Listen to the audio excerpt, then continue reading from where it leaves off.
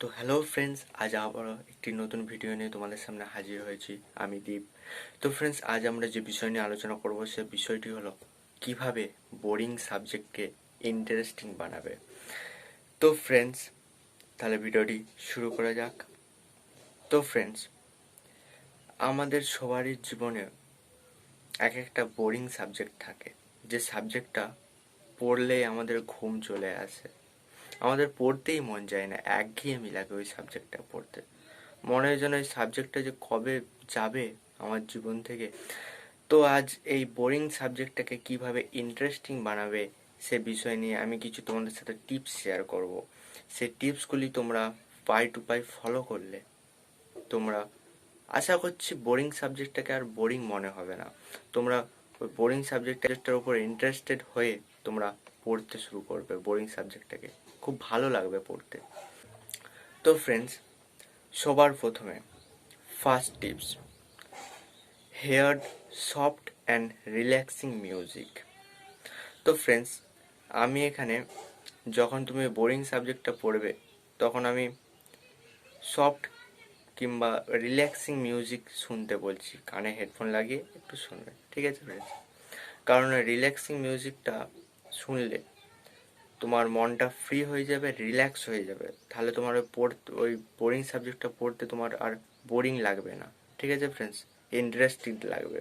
তবে এমন relaxing music শুনো না যাতে তুমি ঘুমিয়ে যাও, সেরকম না ফ্রেন্ডস, অল্প সফট, ঠিক আছে ফ্রেন্ডস?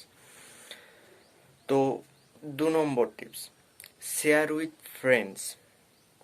তো বন্ধুরা, এখানে আমি এই বোরিং সাবজেক্টটাকে, বোরিংটা কাটানোর জন্য আমি তোমাদের এই যে সাবজেক্টটা টপিকসগুলো পড়ছো তোমরা, সেই টপিকগুলো তোমরা বন্ধুদের সাথে শেয়ার করো, বন্ধুদের সাথে আলোচনা করো। ধরো তুমি একটা বন্ধুকে কিংবা দুটো বন্ধুকে তোমার বাড়িতে ডেকে নিয়ে এলে, দিয়ে তাদের তোমরা 3জন মিলে আলোচনা করে করে পড়ো, ঠিক আছে ফ্রেন্ডস?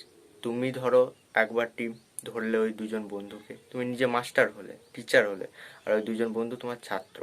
এইভাবে তোমরা প্রশ্ন ধরাধরি করবে।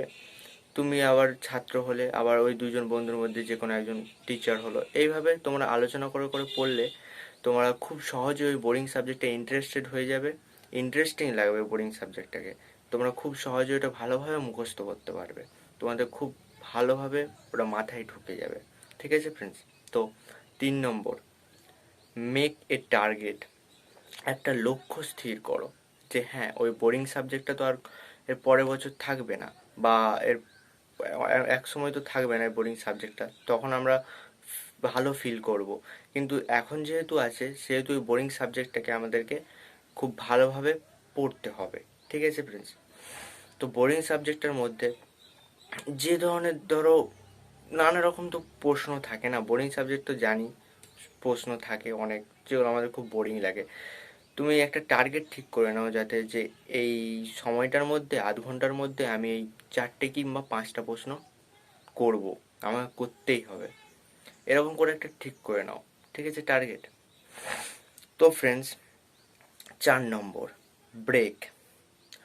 তো ফ্রেন্ডস, এখানে বোরিং সাবজেক্টটা পড়তে গেলে তোমাদের মাঝে মাঝে একটু করে ব্রেক নিতে হবে, তোমাদের মাইন্ডটাকে রিল্যাক্স করার জন্য, মাইন্ডটাকে ফ্রি করার জন্য। ব্রেক মানে কি, তোমরা ফাঁকে একটু হাঁটাচলা করলে, একটু পায়চারি করলে, একটু ফ্রি হয়ে এলে, একটু বাচ্চাদের সাথে খেলাধুলা করে এলে, এইসব আর কি। দিয়ে তোমার মনটা ফ্রি হয়ে গেলে তারপরে তুমি ওই সাবজেক্টে এসে আবার পড়তে পারো, ঠিক আছে ফ্রেন্ডস?